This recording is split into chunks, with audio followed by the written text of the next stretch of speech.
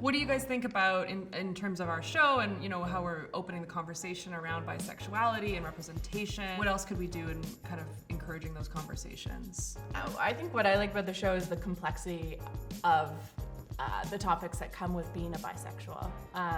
And I think that the show is doing a really good job because there's so many layers to it, and it isn't just one kind of formula, and it's about how one feels about their identity, but also their impressions of society. And there's so many different stories and so many different experiences, but I think we're talking about a very specific experience to one of the creators. So I think it's done in a very nuanced way, which I think is very important. You know, for someone to come out, this idea that they were like, their true self is finally out there, and I've seen that in the show, and it's just something I've come to really appreciate. Yeah.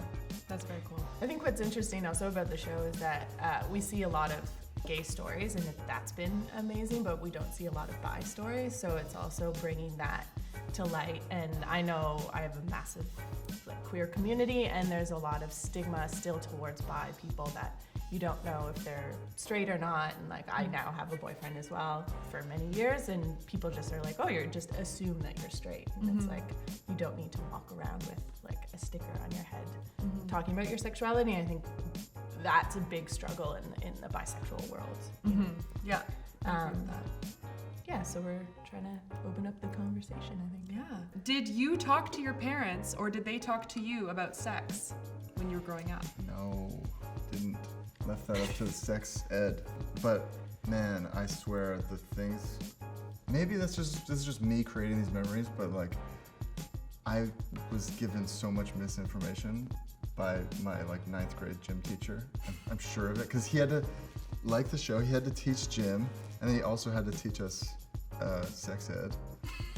And I have these memories of what he told me that I'm like, this isn't true. There's no way that. Yeah. Do you what is one of them? Do you remember? Do we? Do you have one? You want me to I tell? do. yeah, I go desperately want you to tell, more than anything. So I have right now. this memory that he said that if your eye came in contact with a vagina, you would get an infection in your eye. I mean, don't put your eye on vaginas. That's a general rule. Yeah, that's a safe bet, but I mean, what happens if there's some cross-contamination, you know?